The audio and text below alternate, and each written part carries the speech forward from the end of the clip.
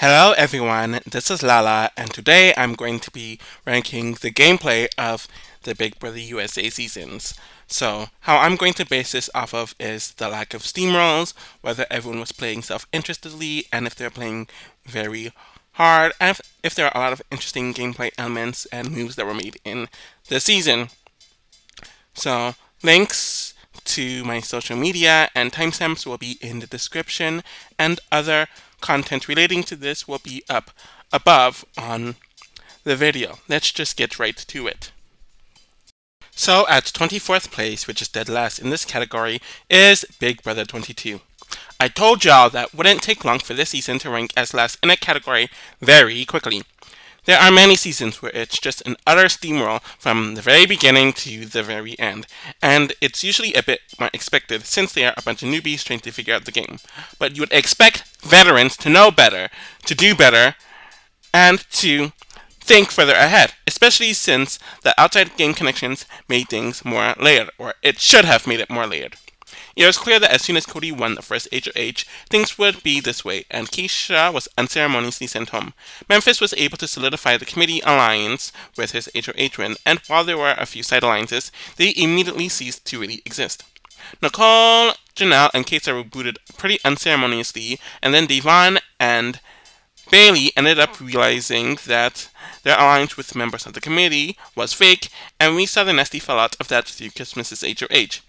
Danielle she had the chance to really shape up the game in her favor, but she solidifies that she has no numbers and her position in the game, with all the outsiders in Ian, Devon, Kevin, and David booted, with Enzo squashing Tyler and Christmas's chance to flip the game in their favor as well. Danielle is the first to go due to the obvious.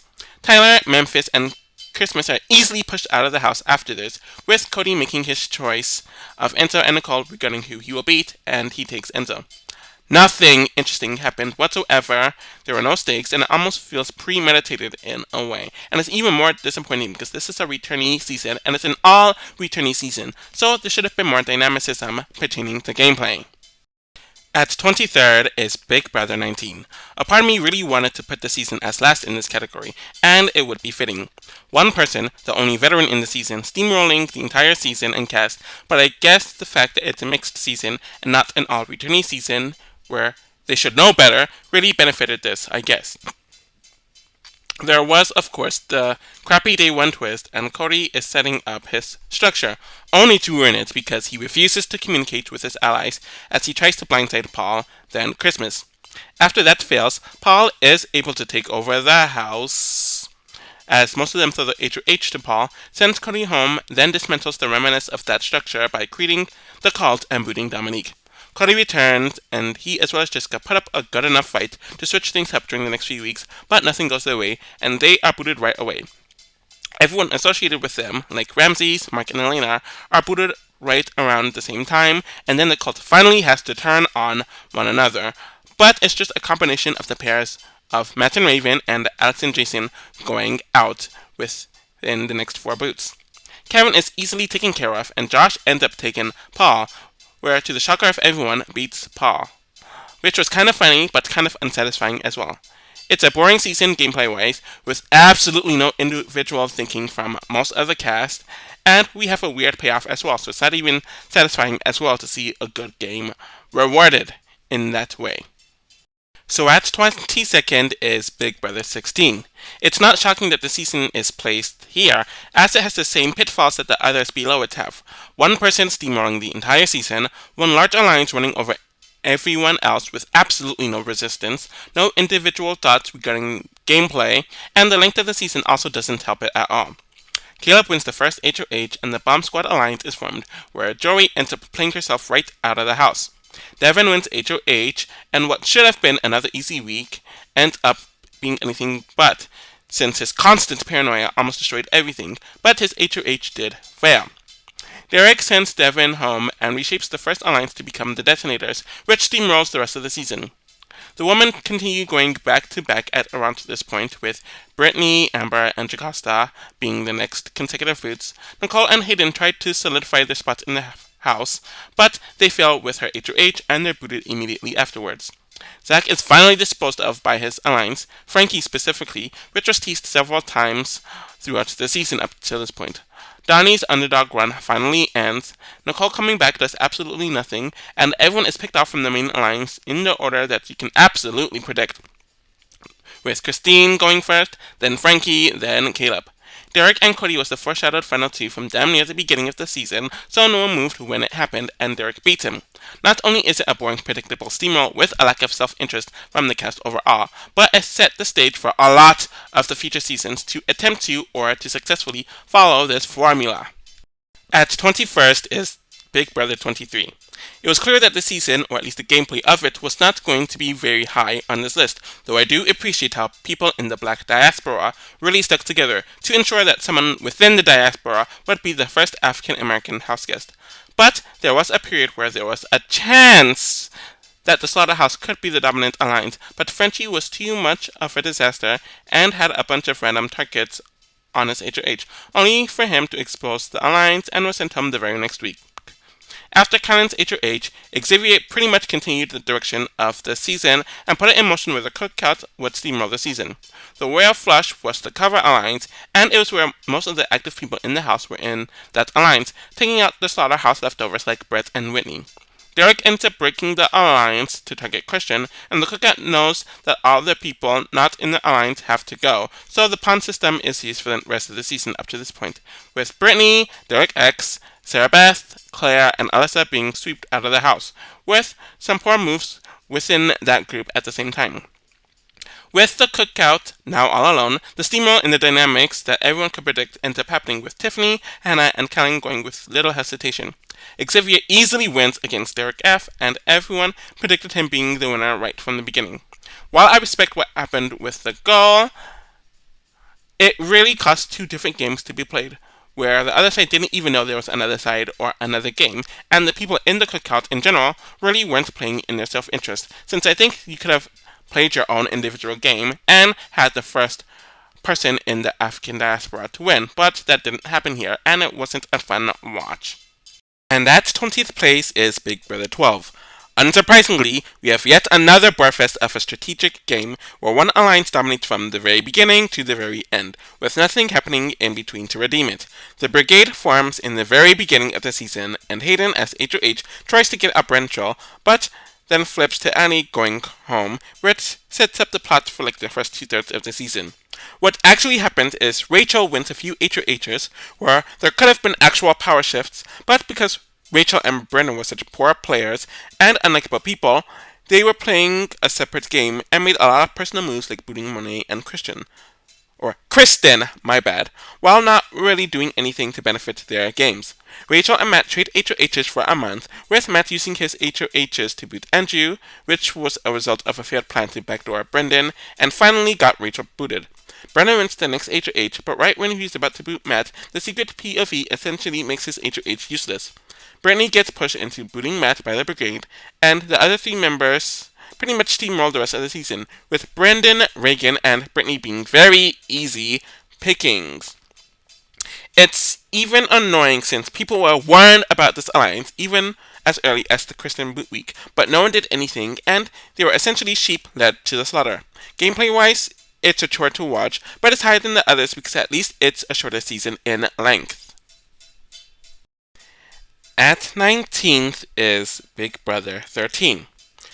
So, one of my least favorite dynamics are mixed seasons, since the veterans usually have so many advantages, just from playing before, production being on their side, since they pay the veterans more money in hopes that they will get the ratings to rise, so they want a return in their investment, and the twists all benefit them too, in addition to the newbies being star-eyed over the veterans.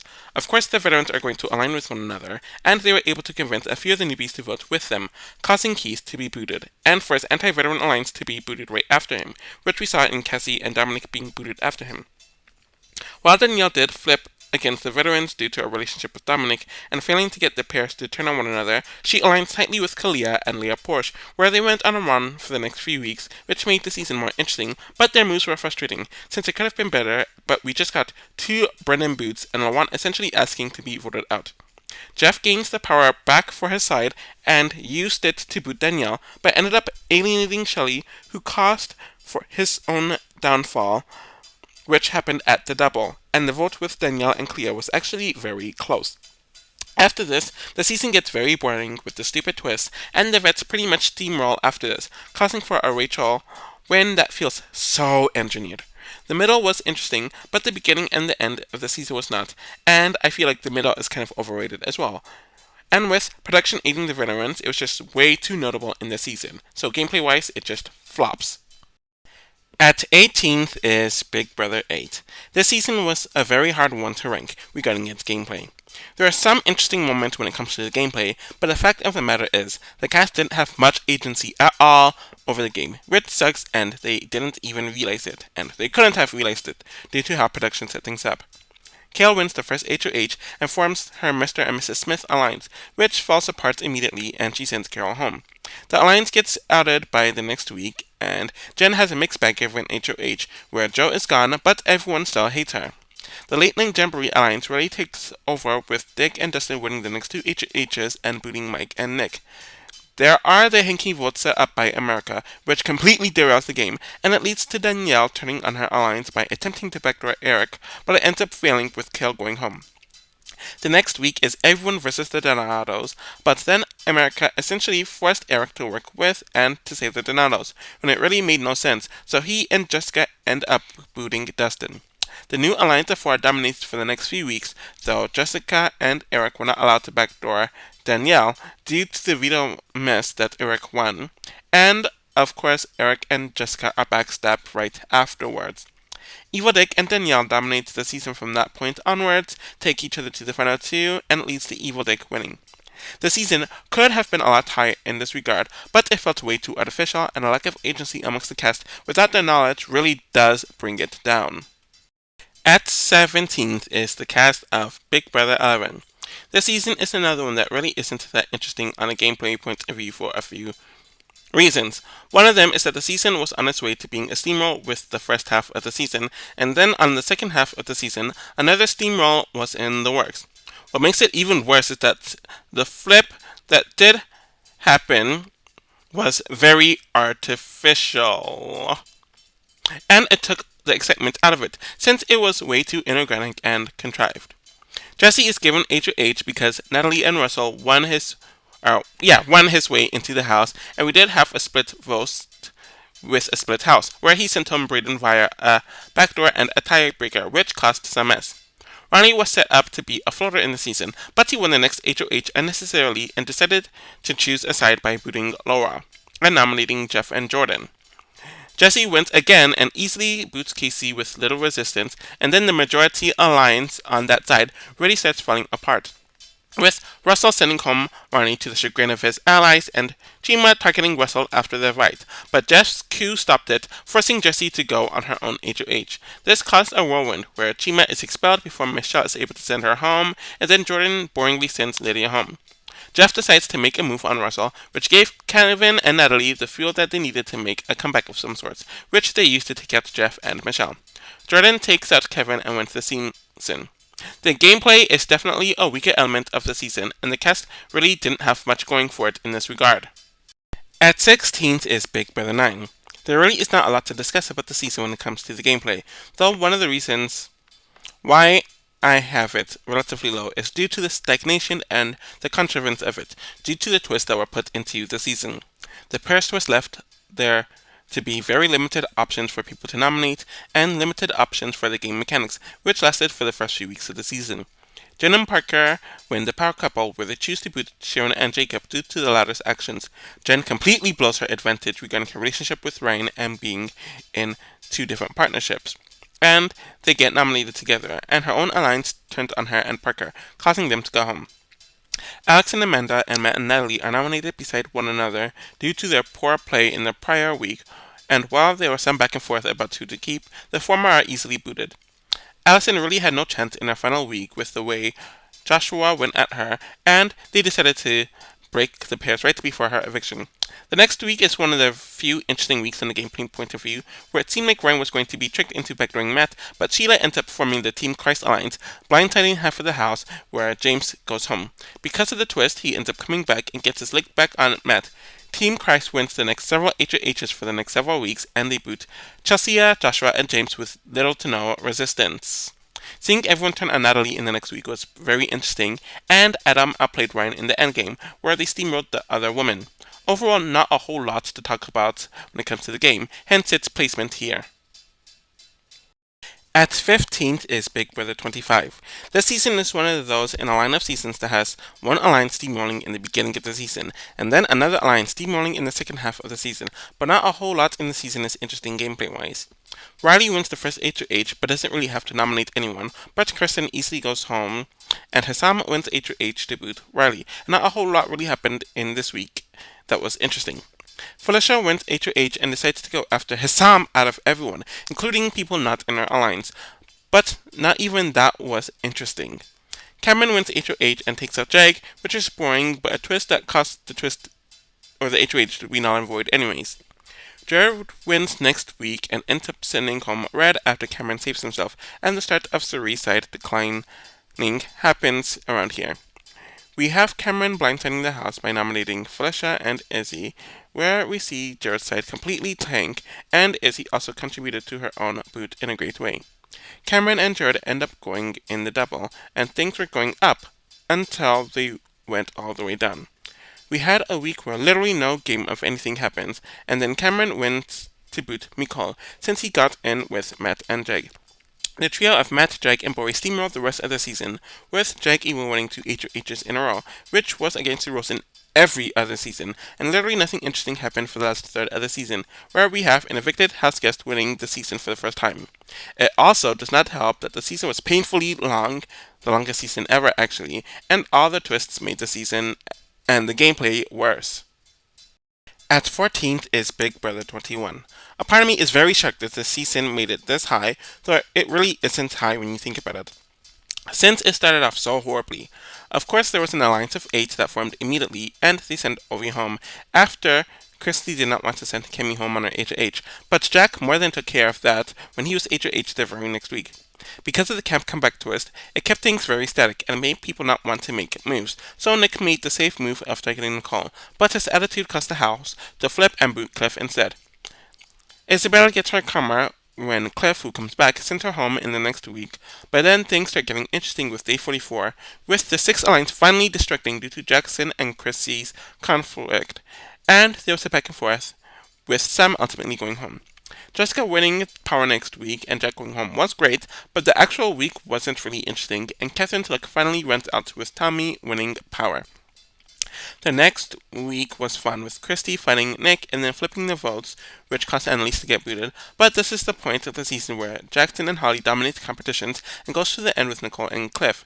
Nick, Jessica, and Christy go home pretty easily over the next few weeks, and while the final 5 round was interesting with some back and forth, as well as the drama, Tommy going was still pretty predictable. Cliff and Nicole get stomped out next, and Jackson wins over Holly. There was a few interesting weeks, but there was a lot of boring and stale gameplay moments as well. Barely missing the top half at 13th is Big Brother 24.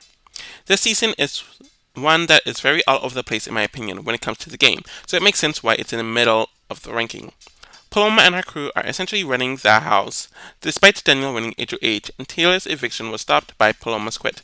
Jasmine wins HOH and is talked into targeting Pooch by Amira and the other woman, where he was blindsided out of the house. Turner wins HOH, and there was the partners twist that forced everyone to be together, causing less options to be put on the table.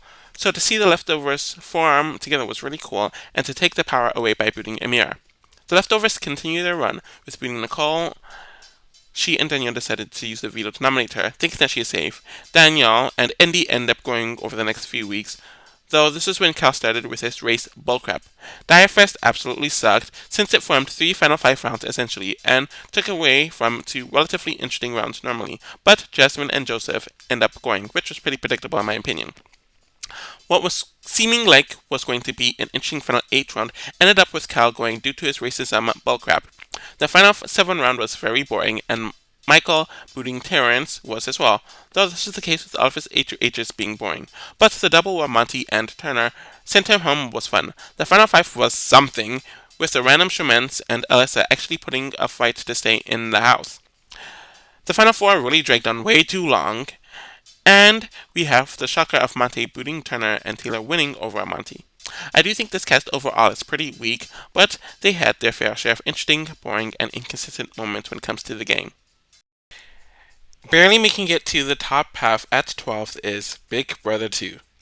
I had a hard time ranking the season, especially when it comes to the gameplay. One big thing about the season is that because there's no template, they had to create the template, and you saw a lot of that struggle within the season. But when you compare it to later seasons, where they know the system, it causes the gameplay of the season to really see, or to be seen as lesser. And despite that, there's a lot of interesting stuff here. Totan forms an alliance and decides to target Nicole, but because of their treatment of everyone, the other house guests got together to form an alliance and boot Cheryl. This is impressive since people on the outs rarely ever do this to get together and to take on the side that's already formed. Krista plays the middle by booting Autumn while protecting Chilton. Hardy went to the next H2H, and this is the start of his run during the season, and the top alliance finally is able to split up Chilton by booting Shannon, and Kent continues the job with his win by booting Mike, but he didn't realize the top was crumbling and his structure was weakening. Hardy wins again, where the tension with Kent really blows up here, as he and Nicole decide to align with Will, and the alliance breaks. Kent also turning on Krista a few weeks prior to this also contributed to it.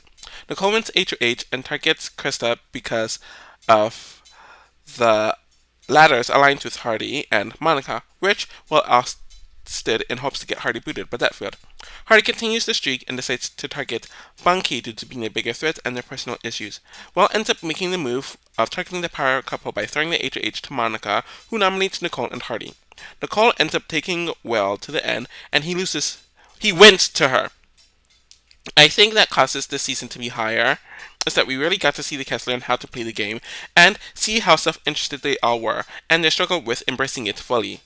At 11th is Big Brother 6. This season is another one where I struggled about where to put it on this list, and this season has the opposite problem.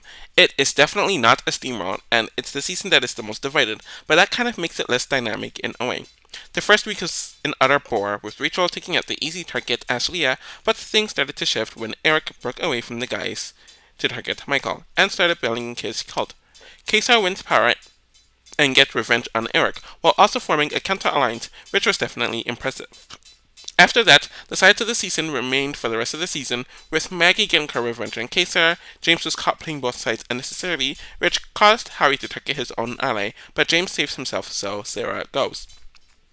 Kesar comes back into the house and booted in the same week when Jennifer broke every promise possible to him, and she is sent home 48 hours later due to Janelle getting her revenge. The rest of the season is just one alliance taking out the other, with there being no wiggle room, with Beau removing Rachel, April actually making the move to please both sides and backdoing James, Harry removes Beau, Yvette removes Howie, Janelle removes April, though that was the last resort, and Yvette removes Janelle, only to lose to Maggie in a close vote. There were a few interesting moments when it comes to the game, but it was rather simplistic due to the rigidity of the dynamics in the season. Which is why it just missed the top 10 on this category. At 10th is Big Brother 3. The season kind of suffers from the same thing that Big Brother 2 did when it comes to this category, because it is so early on in BB history, and there still was not a template regarding how to play. We were watching the house guests learn how to play, but because things evolved so much since this season on a gameplay point of view, I can only put it so high. Lisa wins the first H2H and is intent on targeting Marcellus since it's what her alliance wants, but he is saved by Jerry and she puts up Amy, where Lori goes in a very close vote. Marcellus wins power right after being saved, and it seemed like he wants Josh gone, but it's more than fine when Tanya goes, since Roddy and his allies save Josh. Roddy wins power and targets Amy, and I really don't know why that is, and she unceremoniously goes home. Jerry wins power, and here is where the structure flips, as everyone who was not aligned with the Showmantis decided to align for now, so they can boot the Showmantis, and Danielle kept Lisa over Eric to weaken Roddy, and because she knows Lisa is at the bottom of her own alliance. Kiara decides to target her own ally for some weird reason in Josh, and then nominates her own showmance beside him, not even realizing that everyone was turning on her. Amy comes back in the house and does the house's dirty work to nominate Kira and Roddy, though they were still back and forth about who was going to go home. Jason wins HOH and takes out Jerry while not making move on Roddy, which makes sense for him, but the week itself was boring. Marcellus wins power and he is the one to finally take out Roddy, while worsening his position by crapping on Amy. One of the most iconic weeks in Big Brother history happens with Jason and Danielle targeting and blindsiding Marcellus after he is not safe himself with the veto. Danielle takes out Amy, which was a bad move, and Lisa takes out Jason, where she steamrolls over Danielle in the finals. A lot of interesting stuff happens here, especially for an older season, but it just doesn't have as much dynamicism as some of the others gameplay wise. At ninth place is Big Brother 20. I had a tough time with this season, since obviously everyone knows this season as the one where Tyler masterminded everyone and everything from the beginning to end, but when you think of everyone else for the most part, things fall flat. Tyler wins HOH and the two sides of the alliances were formed, but he put in good work with Fauci enough to know their dynamics, and he targets Steve while doing a lot of work on Caitlyn to get to the results he wanted. Caitlyn wins the next HOH, and Tyler completely missed her into targeting her own alliance. Scotty wins the next week, and no one can convince him to not target the bros, so he puts them on the block. But Tyler and his allies want to keep Brett over liability Winston, which causes for another blindside. Samantha targets Caitlyn and Haley solely due to the fact that they are the opposites of feminism in her eyes, but Stacy really uses this moment to get Caitlyn out of the house. Bailey went into H and tries to target Brett, but the votes end up flipping because of Tyler at level 6, and it causes her HOH to fail. Angela wins power and is convinced to go after Bailey, but she wants to be the badass and the victim at the same time. The Hive and Falte side finally wins power again with Haley winning HOH, but the Hacker Twist and Rockstar screwing up her plans. And the final nail in the coffin was when Faisal wasted his HOH by targeting Scotty, heavily due to JC's influence. Everything from this point onwards was a complete bore, as Casey, Tyler, and Angela pretty much won all the competitions from this point onwards. Faisal, Scotty again, Haley, Brett, and Sam were easily disposed of. A random JC win causes Angela to go, and then Casey ends up beating Tyler in a close vote. If the other members of the cast were stronger on a gameplay point of view, the season would be higher on the list, but it's mainly carried by Tyler. At 8 is Big Brother 14. Regarding its placement, this season suffers from a lot of the same issues Big Brother 20 suffers from, where it's mainly just one person carrying the gameplay, while the rest of the cast are less than stellar in this regard. Willie wins HOH, and he is so all over the place regarding who he wants to target over Frank and Kara, where he screws up his game and Frank is kept around to screw him. Frank wins HOH and is about to target Willie, but the latter gets expelled, and Jojo ends up going home due to being the third option. Shane wins HOH and ends up targeting Frank, though there was the talks of a deal between the two of them, but that goes nowhere and the elimination is cancelled, and the coaches enter the game. Danielle wins HOH and targets Janelle, which especially happens after the coaches fall out. Frank and Boogie are lured into an alliance with Dan, Brittany, and their partners, essentially, so they send home Well, despite Frank wanting to send home Dan, and the two of them end up on the block the very next week under Shane's HOH. Ian suss them out, Frankie loses both Boogie and Ashley in the same night, and he wins HOH with the intent to target Dan and Ian if the veto is used. But Dan pulls off the funeral to sell out the clock pack, and Ian is safe due to the veto ball, so Brittany is funeraled out of the house. Frank finally goes home, Ian goes on his comp spree, Dan tries to target Shane a few times, but fails, so Joe and Jen go.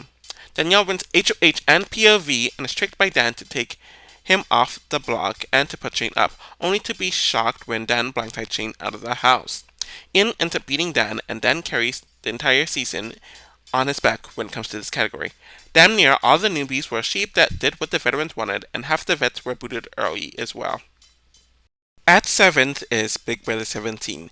This is another season where the strategy was mainly dominated by one person, so it could only go so high, but this is also a season that was very close to being a steamroll, and it would have been an utter steamroll like this, or like the bottom ranked seasons, if it wasn't for a few weeks. James wins HOH and forms an alliance that really lacked structure, but they're able to get Jace out. Shelly wins HOH and targets Devon because the latter pissed off Shelly's showmans and is just a poor ally, and this was when the Sixth Sense alliance was formed. Vanessa and Shelly go on a run for most of the pre-jury with HOH wins for a month, where Vanessa comes up with a scheme to get Jeff out. Archie was too much of a liability for them to protect anymore, and Jackie failing to remain HOH caused for a messy week, where Vanessa realized that targeting Austin was not a good move, so she had to get blood on her hands by breaking up the Blue Moon proposition by booting Jason. There was finally a switch in power, with James winning HOH and Clary finally falling apart, and then Becky tries to get Vanessa on her HOH, but she is so messy and chooses a poor pawn in Shelly, who goes home instead.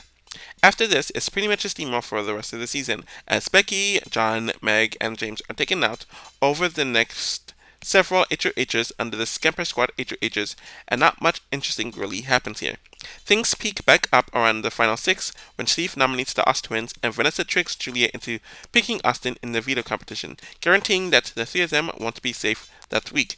Vanessa is able to blindside Austin out of the house in the final five, which was a great moment, and Steve was the one to take out Vanessa and win the season. There are a decent amount of good moments in the season that keeps it from being a complete steamroll, hence its placement. At 6th place is Big Brother 18. I'm actually pretty shocked that the season made it this high on the list in this category, since I remember having some issues with it, in the fact that some of it felt manufactured. A part of this is definitely due to the newbie and veteran dynamic, which did appear a few times throughout the season. Nicole went HOH due to the weird format of the first few days and decides to go after Josiah due to being anti-vet, though she nominates Polly for some weird reason, and it's a very close vote, though everyone knew that Josiah had no chance. Polly went HOH to target Victor, which was pretty boring, but there were cracks in the majority alliance already, which we saw in the next few weeks. Frank has Bridget try to target Tiffany and nominates her best friend, Bridget, with the twist, which backfires due to Bronte going home and Tiffany staying. Polly went HOH again and is insistent on targeting Tiffany to send her home, though Devon's messiness almost causes a halt to that, and it brings Frank and Tiffany together against her. Frank finally goes home under James's hands, who broke another promise after being safe for a few weeks. Paul is convinced by Polly to send home Devon, and the guys decide to come together, which thankfully does not last long. Victor went HOH and is attempting to target Zakia, but Polly is pushing really hard for Michelle to go, though him not using the veto causes the house to turn on him and boots Zakia. Bridget quickly goes, and Polly's downfall happens the very next week by the same man he sent home on his first HOH. There's some suspicious behavior under Natalie and Michelle's HOH, where they break up their new alliance to work with Nicole and Corey, and Victor goes home again. Paul and Victor decide to work with Nicole and Corey for the next 2 rounds, where they boot Michelle and Natalie. The showmance turns on Victor, Paul boots Corey and James, where Nicole beats Paul in a close vote.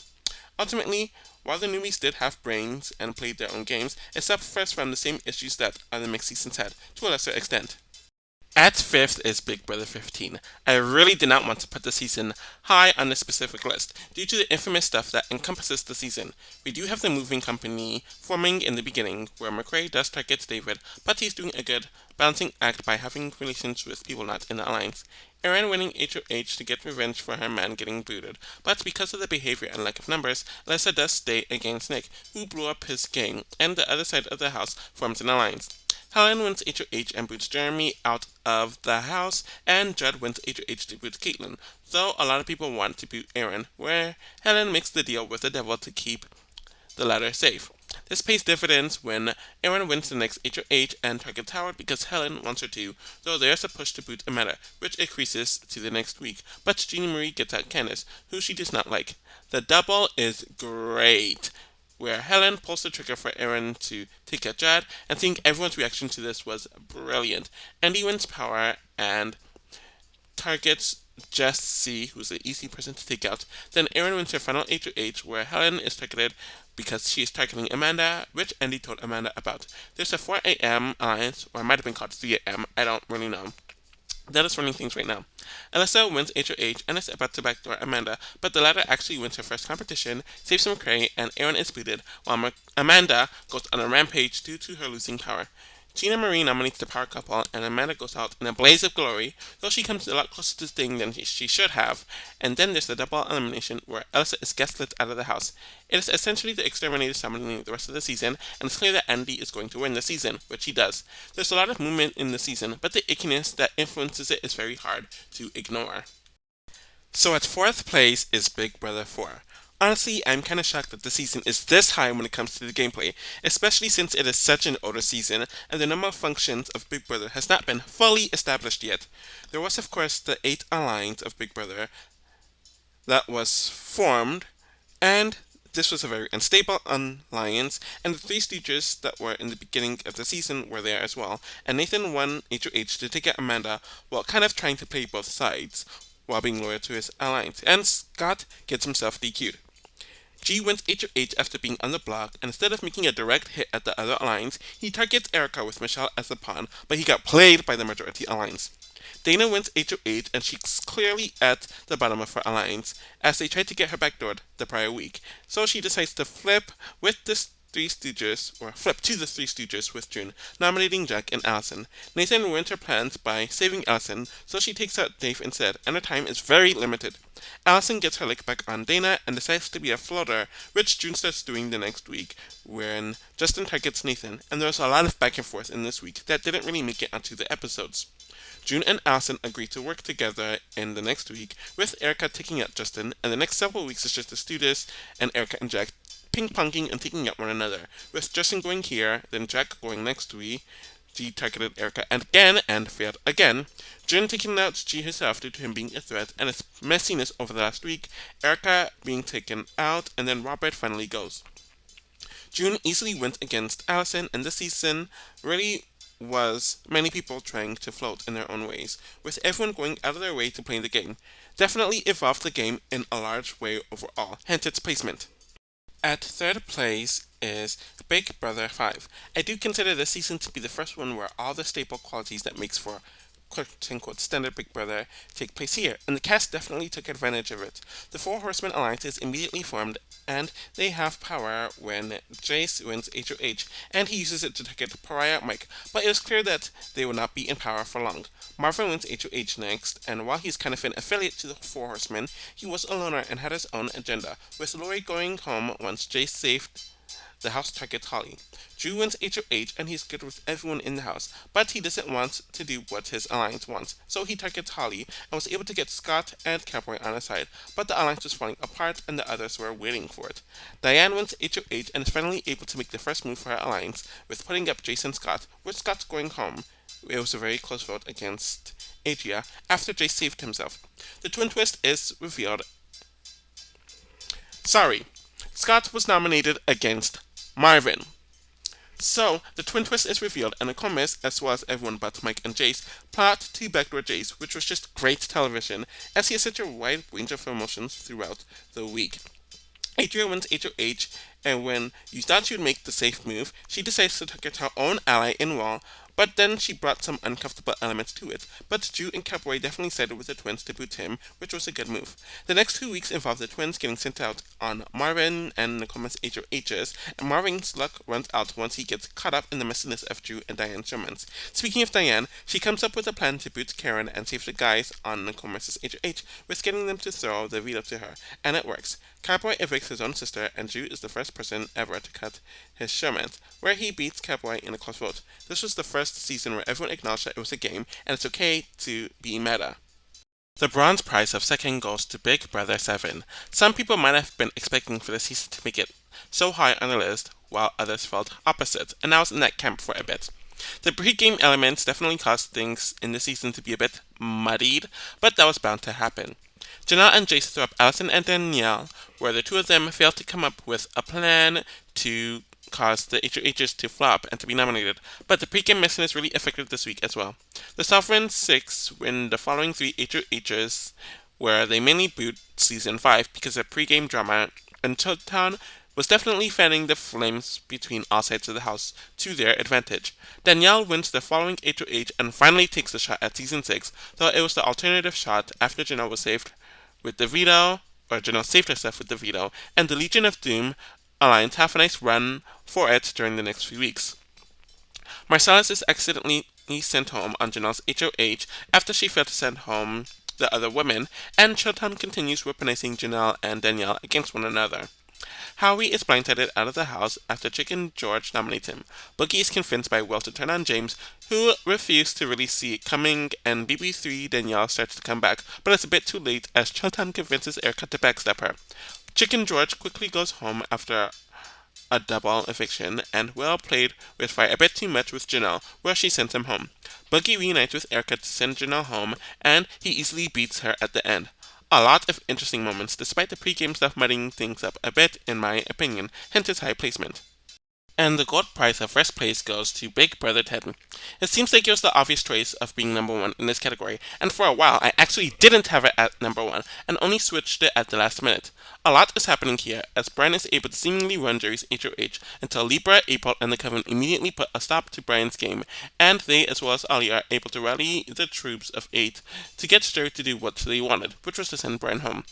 Jesse wins HOH and sends Steven home, which is pretty boring, but you started to see the cracks in the Coven Alliance as well as the two sides of the 8 Alliance.